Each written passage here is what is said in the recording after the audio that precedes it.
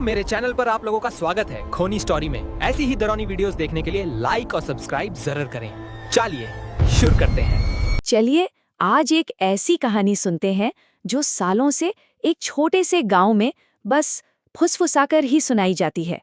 एक ऐसे घर की कहानी, एक गुड़िया की और 3 अजीब सी परछाइयों की। तो कहानी शुरू होती है एक बहुत ही दूर एक छोटे से गांव से।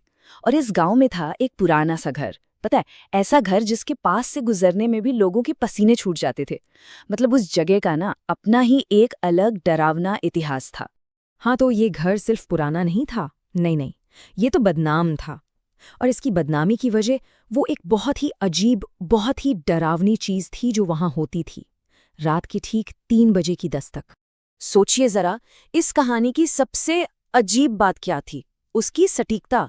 मतलब कोई ऐसी वैसी दस्तक नहीं, बिल्कुल नहीं। एक ऐसी दस्तक जो हर सिंगल रात ठीक 3 बजे होती थी। और बस इसी वजह से वो घर सालों से वीरान पड़ा था, अपने ना जाने कितने राज सीने में दफन किए हुए। अब देखिए, हर कहानी में कोई ना कोई ऐसा होता ही है जो पुरानी कहानियों को, इन किंवदंतियों को चुनौती देता है। और हमारी इस कहानी में भी हिम्मत, या कहें कि शायद नादानी, एक ऐसे फैसले की तरफ ले जाती है जो सब कुछ हमेशा के लिए बदल देता है। तो यहाँ आते हैं कहानी के 2 मेन कैरेक्टर्स। एक है राहुल, थोड़ा शक करने वाला, जिसे लगता था ये सब बकवास है, वो बस इस कहानी को झूठा साबित करना चाहता था। और दूसरी तरफ है उसका दोस्त अमन। अमन को इन बातों में सच्चाई महसूस होती थी, उसे आने वाले खतरे का अंदेशा था। तो ये है विश्वास और अविश्वास की एक क्लासिक टक्कर। और फिर वो दिन आ ही गया। दोनों ने फैसला कर लिया, वो उस घर के अंदर जाएंगे और उस कहानी का सामना करेंगे। उसे हमेशा के लिए या तो गलत साबित कर देंगे या फिर सही। अब जरा सोचिए, वो घर के अंदर हैं और वो घंटे कितने धीरे धीरे कटे होंगे।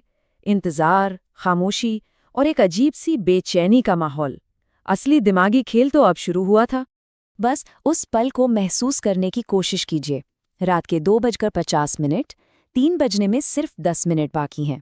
सन्नाटा इतना गहरा है कि आप उसे सुन सकते हैं, और घड़ी की हर टिक टिक किसी हथौड़े की चोट की तरह लग रही होगी। अब क्या होगा? और सन्नाटा और भी गहरा हो गया। हवा में एक अजीब सी ठंडक घुल गई। वो पल बस आने ही वाला है। और तभी वो हुआ। खट खट खट। 3 बिल्कुल साफ, जानबूझकर दी गई दस्तकें, उस खामोशी को चीरती हुई और उस डर को सच साबित करती हुई। कहानी सच थी। अमन का डर तो जैसे फट पड़ा। वो जानता था ये क्या है। वो गिड़गिड़ाने लगा, चेतावनी देने लगा। वो समझ गया था कि मामला कितना गंभीर है। वो बस यही कह रहा था, मत खोलना, ये वही है। कौन है वही? लेकिन इतनी चेतावनी के बाद भी, और ये जानने के बाद भी कि कहानी सच है, राहुल की जिज्ञासा या शायद उसका घमंड उस पर हावी हो गया और उसने दरवाजा खोल दिया। तो दरवाजे के उस पार क्या था? असल में दरवाजा खोलते ही उस रात का एक नया और भी ज्यादा भयानक चैप्टर शुरू हो गया। अब सबसे बड़ा सवाल तो यही था ना कि आखिर दरवाजे के बाहर था कौन? वो कौन सी चीज थी जो सालों से इस घर को अपने कब्जे में लिए हुए थी? और जवाब था, कोई नहीं, बिल्कुल कोई नहीं। एक खाली चौखट। ये तो किसी के वहां होने से भी ज्यादा डरावना था। तो फिर वो दस्तक, वो आवाज कहां से आई? 1 मिनट, वो जगह पूरी तरह खाली नहीं थी। दरवाजे की दहलीज पर एक चीज पड़ी थी, एक साधारण सी पुरानी गुड़िया, बचपन का एक खिलौना जो अब खौफ का दूसरा नाम बन गया था। और राहुल ने एक सीधी सी हरकत की। उसने वो गुड़िया उठा ली और बस इसी एक काम ने एक भयानक रिएक्शन शुरू कर दिया। जैसे ही उसने गुड़िया उठाई, गुड़िया की आंखें खुल गईं और फिर एक आवाज गूंजी, गुड़िया में से नहीं बल्कि उनके ठीक पीछे से। मतलब साफ था, वो उस घर में अकेले नहीं थे। और उस आवाज ने जैसे आखिरी फैसला सुना दिया। जाल बिछ चुका था और वो फंस चुके थे। उनकी हिम्मत की ये परीक्षा अब जिंदगी भर की कैद में बदल चुकी थी। तो सवाल ये है कि इस भयानक रात के बाद आखिर हुआ क्या? अगली सुबह जब सूरज निकला तो क्या सामने आया? अगली सुबह गांव वालों ने, जो हमेशा उस घर से दूर ही रहते थे, उन्होंने एक बदलाव नोटिस किया। उस घर में कुछ कुछ अलग था।